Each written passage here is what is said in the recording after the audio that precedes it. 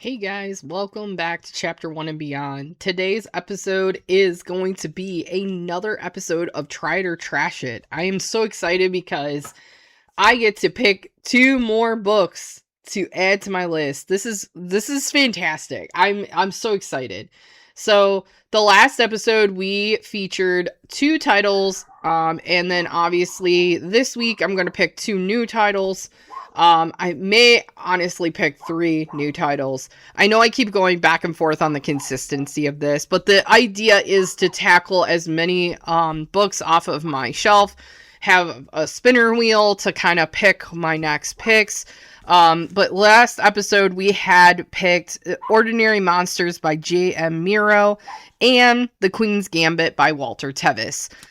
So last week, or sorry, not last week. It's been a few weeks since I've updated you guys. Honestly, over the holiday break, because that's just been happening so much, is that I've been able to really indulge in like combined reading, and that's really been helping me a lot. So being able to read along while listening to the audiobook while my son or my daughter are off doing their own thing. So Ordinary Monsters by J.M. Miro. This is the first in the Talents trilogy. I was really excited about this one because I actually have had this on my shelf for some time. And I've actually never really dove into J.M. Miro's writing. This was like my first exposure to the author. But I enjoyed it. I really thought it reminded me a lot of Miss Peregrine's House for Peculiar Children. It really also reminded me a lot of the House of the Cerulean Sea. There's just like a lot of elements that kind of made me feel that it's relatable to that. But I really like and enjoyed the era that this was taking place in. But I gave it a 3.5-star rating. I enjoyed it, and I do plan on keeping it on my shelf because I feel like this is a book that I could really revisit. The reason why I feel like I could revisit this in the future is because there's just so many different characters, and I feel like because I had indulged in this like via audiobook combination, I feel like a lot of the characters were kind of, since there was like a gambit of them, it was like kind of hard in some cases, like multitasking and trying to keep track of each character. But I really enjoyed how this kind of like explored like a diverse group and how it kind of like, even encompassed like the Victorian era, which I really enjoyed. Because I love a good fantasy book that will kind of encompass like different time periods, not just specific, regular, like everyday, like time periods. So yeah, that one was fantastic. I'm definitely keeping that one. 3.5-star rating, pretty solid. I mean, was it spectacularly something? I mean, I thought it was like kind of lengthy. I feel like it really could have been shortened, to be quite honest with you. But I really did enjoy it. It really was like something I really did enjoy. But yeah, like at this point, I think a solid 3.5 stars is pretty solid. So, and then the next title that I had picked was The Queen's Gambit by Walter Tevis. So I had, I had soft DNF this at one point, and I was like, I'll eventually get to it. I kept pushing it off, and I actually am really glad that I read this book. I did also give this one a 3.5-star rating as well, believe it or not. But it's about an orphan that actually learns how to play chess, and she becomes like, she kind of dives into the world, and she's like this chess prodigy, so to speak. And I really enjoyed this one as well. I did feel like some of the characters, like her adopted parents and things like that, I was a little on the fence on how I felt about those characters by the end of the book. But honestly, I thought it was really good, and it was definitely something different than what I'm used to reading. I don't normally read about like everyday type. I felt like it was like literary fiction, so to speak. But at the same time too, it's like historical fiction because it takes place in the mid 50s to late 60s, which was really cool to see. And I really enjoyed Beth as like the main character and her journey and just kind of, like just exploring that. So they were both very solid reads, and I definitely plan to keep both of them on my shelf. So with True Fashion, with this particular series, I'm going to pick 2 new books, minimally at this point, depending on which picks. I'm going to actually keep the same style as I did last time, where I just like kind of, land on either a genre or a random pick, and then I'll just pick something off my shelf. So I'm just going to dive right into that first spin and see where it kind of lands at this point. But yeah, so I guess like right now I get to do a random pick. So I'm going to take a look and see what I have, and then I'll come back to you guys once I have that pick. All right, guys, I think honestly, it's just fate that this is happening, because I'm like, the Libby app just told me that this hold was just released and it's ready to go. So I feel like in my gut, this is like a good time to like pick this one up. This is Pachinko by Min Jin Lee. I actually had this on my shelf. This was published back in 2017, and it's about a 484-esque page book. The average rating on hardcover is 4.3 stars. So basically, we're following along this multi-generational type story with a Korean family. I guess it's 4 generations of a poor Korean immigrant family fight to control their destiny in 20th century Japan. The inspiration for the television series on Apple TV Plus. I didn't realize this was actually a TV series. Interesting. I do not have Apple TV Plus, so there's probably no way I'm going to be able to like watch this, but it's a historical fiction, literary fiction, family saga. Apparently there are like trigger warnings. It looks like the trigger warnings are suicide, death of parent, racism, abortion, and violence. Oof. Okay, those are some heavy hitting trigger warnings, but basically the description says, in the early 1900s, teenaged Sunja, the adored daughter of a crippled fisherman, falls for a wealthy stranger. When she discovers she is pregnant and that her lover is married, she accepts an offer of marriage from a gentle, sickly minister passing through on his way to Japan. But her decision to abandon her home and to reject her son's powerful father sets off a dramatic saga that will echo down through the generations. Profoundly moving, Pachinko is a story of love, sacrifice, ambition, and loyalty. I've been hearing that this is a very sad, depressing book. I was trying to kind of get into like something a little bit more flowery, I guess. I don't know. I am going to try it because I feel like in my gut, I've tried to pick this one up and then I've kind of just pushed it off to the side. It's one of those situations like kind of like the Queen's Gambit. I kept putting it off, and it's actually was pretty good book. So I am going to put this on my try it or trash it list here. And then I'm going to do another spinny spin to see what else we get on this list. Okay, I think I'm going to spin again because I don't want to do 2 random picks in one episode. So I am going to do another spin. I'll pretend that said that this is a, a change. Okay. Well, that works, I guess. So it landed on fantasy picks. So let me go and see what I have on my shelf for fantasy, and we'll kind of go from there. All right, guys. I think, honestly, I'm going to go with The Starless Crown by James Rollins.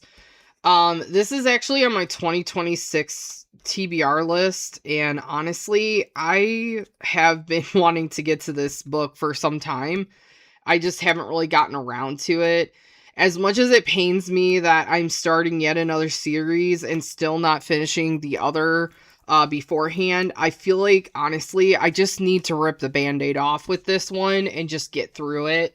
I'm pretty sure I have the entire trilogy on my bookshelf at this point. Because I know for a fact that I have Cradle of Ice, and then I do also have a Dragon of Black Glass.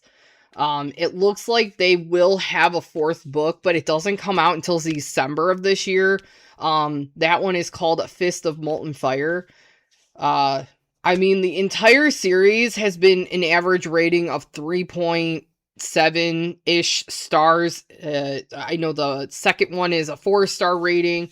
So honestly, like, I feel like in my gut, this is a good choice to go with. I'm gonna try to challenge myself to kind of like also physically read as well. I know tendency wise, I end up just gravitating towards like audiobooks for these. But I'm gonna be honest with you, like, regardless, I'm getting my list knocked out. So I'm not going to punish myself for not physically reading everything that encompasses in this particular series. So the Starless Crown by James Rollins, this was published back in 2022. It is a 560 page book from what it looks like. And my particular edition looks like it is actually under 560 pages. So this one is 550 pages. It's got 63 chapters in it. So not too shabby.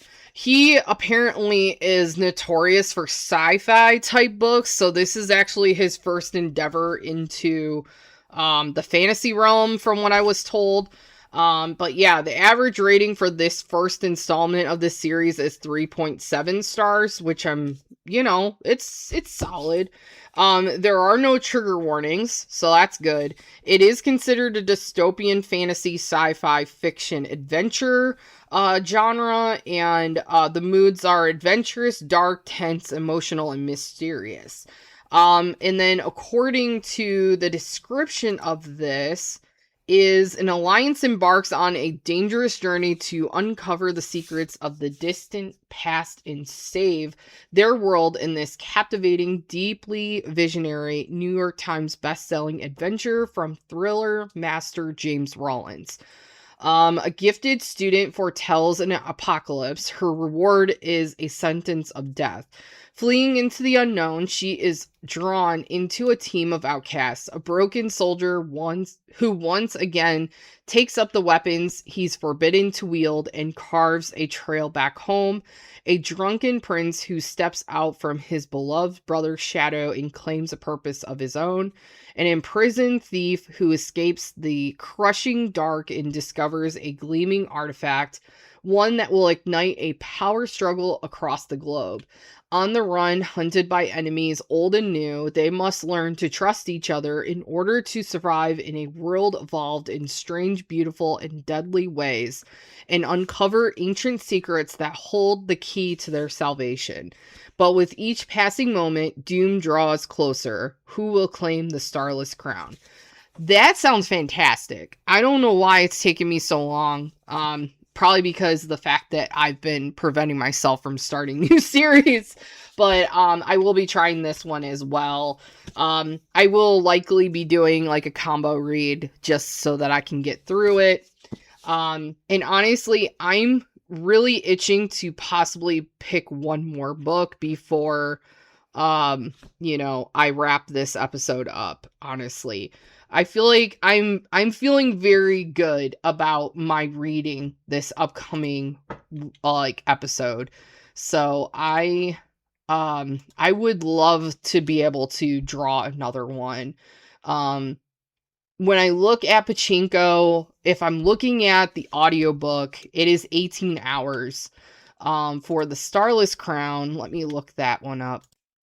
Yeah, so for the Starless Crown, it's 22 hours. So I feel like in my gut, I really could go with another book. Especially if I'm like kind of combined reading. You guys know that I'm constantly listening to my audiobooks on 2x speed. So I feel very confident and good about like kind of going in and picking out yet another book. Now I am spinning the wheel one more time. If I end up on a random pick, I am just not gonna go after it. So, all right, interesting. I have not landed on this one. Oldest on TBR pick. Okay, let me look at what is considered oldest on my list, and I will get back to you guys in a second. All right, guys. I think like looking at all of the oldest on my list, I think like honestly, I just kind of went with the one that I feel in my gut I could honestly accomplish and you know, just conquer through. So this one is called Things in Jars by Jess Kidd. It is, I believe, a 369 page book, but I've had this one, I feel like, on my shelf the absolute longest, because it was like one of the first books that I had gotten from Book of the Month, and it's just kind of been sitting this whole time. But it says on the inside cover, because I actually don't even think I have this on my hardcover app, it is called, let's see here, what does it say on the inside? Victorian London comes to life in this spellbinding mystery as an intrepid female sleuth wades through a murky world of collectors and criminals to recover a remarkable child. Britty Devine, flame-haired, pipe-smoking detective extraordinaire, is confronted with her most baffling puzzle yet, the kidnapping of Christabel Berwick, secret daughter of Sir Edmund Athelstan Berwick, a peculiar child whose reputed powers have captured the unwanted attention of collectors in this age of discovery. Winding her way through the sooty streets of Victorian London, Bertie won't rest until she finds the young girl, even if it means unearthing secrets about her own past that she'd rather keep buried. Luckily, her search is aided by an enchanting cast of characters, including a 7-foot tall 7-foot tall housemaid, a melancholic, tattooed covered ghost, and an avuncular apothecary.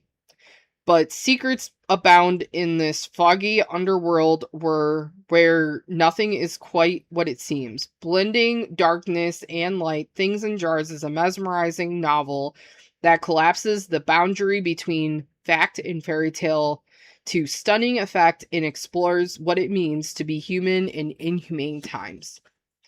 And, okay. Yeah, Jess Kidd is the award-winning author of Himself and Mr. Flood's Last Resort.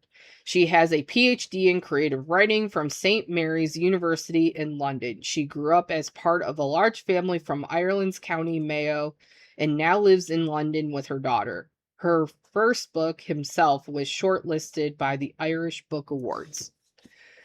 I mean, it sounds good. I have not had any desire whatsoever to pick this up.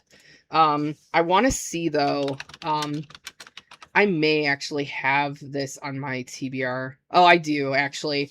Yeah, so this was published back in 2019. And it claims that this book is 384 pages on hardcover, but like I told you guys, this is a 369 page book. So there's a total of 55 ratings on hardcover, and it's a 3.6 star rating. So that's kind of solid. There are no trigger warnings. It's like fantasy mystery, which I think is a very interesting combination, let me tell you. I am going to give this a try as well. I really feel strongly that this, if I do like a combined read, this is not going to be that long of a book, if you will. Yeah, it's only 11 hours and it is available to borrow. So, I mean, I'm like 3 for 3 here. So, yeah, I mean, I will let you guys know my thoughts in the next episode. I'm really excited about this list because honestly, it's a good variety. I think, like, yes, we have quite a bit of like fantasy in this, but honestly on my shelf, like that's probably all I have left to like conquer through. So, and I don't have very many standalones, so this is like really, this will be good. Like we could chip away at like the, you know, the series, and I could chip away at my you know, my standalones, and we're gonna be good to go, you know. So I feel very strong about this. So I will catch you guys in the next episode. But the next episode that comes out of this, I will give you guys my full thoughts, my rating, and then we'll pick out some new books. But until next time, guys, I hope you guys have a wonderful day and stay hydrated. Do all the things, stay safe, and I will catch you guys in the next episode. Thank you.